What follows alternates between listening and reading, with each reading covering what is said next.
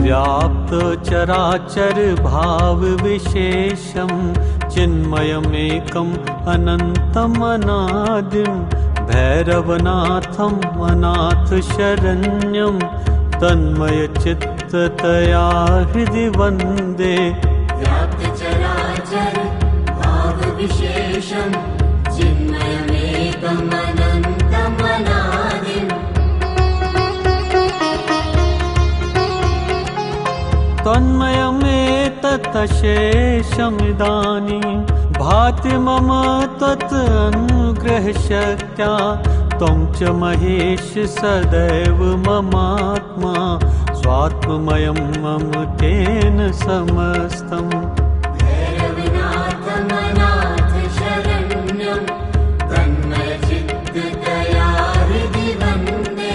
व्याप्त चराचर भाव विशेषं चिन्मयमेकम् अनन्तम् अनादिम् स्वात्मनि विश्वगते त्वयि नाथे तेन न संसृतिभीतेः कथास्ति। सत्स्वपि दुर्धर दुःख विमोह त्रासविधायिषु कर्मगणेषु। भैरवनाथमनाथ शरण्यं तन्मय चित्ततया हृदि वन्दे। व्याप्त चराचर भाव विशेषं चिन्मयमेकम् अनन्तम् अनादिम् अन्तक प्रतिमादृशमेनां क्रोधकरालतमां विदधीः। शङ्कर सेवन चिन्तन धीरो भीषण भैरव शक्तिमयोऽस्मि। भैरवनाथमनाथ शरण्यं तन्मय चित्ततया हृदि वन्दे।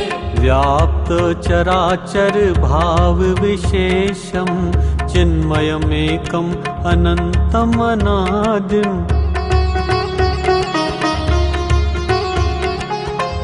इत्थमुपोढ भवन्मय संवित् दीधितिदारित भूरितमिस्रः। मृत्युयमान्तक कर्म पिशाचै नाथ नमोऽस्तु न जातु विभेमि। भैरवनाथमनाथ शरण्यं तन्मय चित्ततया हृदि वन्दे। व्याप्त चराचर भाव विशेषं चिन्मयमेकम् अनन्तम् अनादिम् प्रोदित सत्य विबोध मरीच प्रोक्षित विश्व पदार्थ सतत्वः। भाव परामृत निर्भर पूर्णे त्वयमहमात्मनि निर्वृत्य मेमि। भैरवनाथमनाथ शरण्यं तन्मय चित्ततया हृदि वन्दे। व्याप्त चराचर भाव विशेषं चिन्मयमेकम् अनन्तम् अनादिम्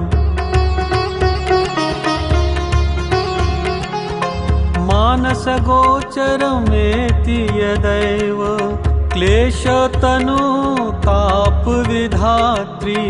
नाथ तदैव मम त्वदभेद स्तोत्र परामृत विष्टिर्उदेति। भैरवनाथमनाथ शरण्यं तन्मय चित्ततया हृदि वन्दे।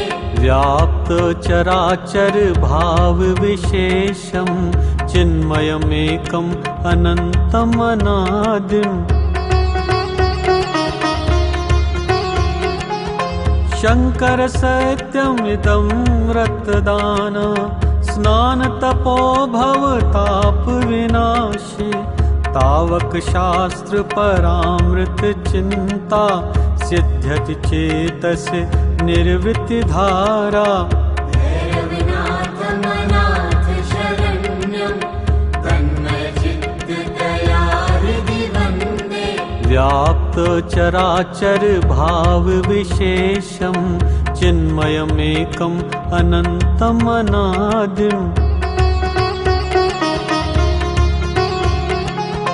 नृत्यति गायति हृष्यति गाढं संवितयं मम भैरवनाथ त्वां प्रियमाप्य दर्शनमेकं दुर्लभम् अन्यजनैः समयज्ञम् भैरवनाथमनाथ शरण्यं तन्मयचित्ततया हृदि वन्दे व्याप्त चराचर भाव विशेषं चिन्मयमेकम् अनन्तम् अनादिम्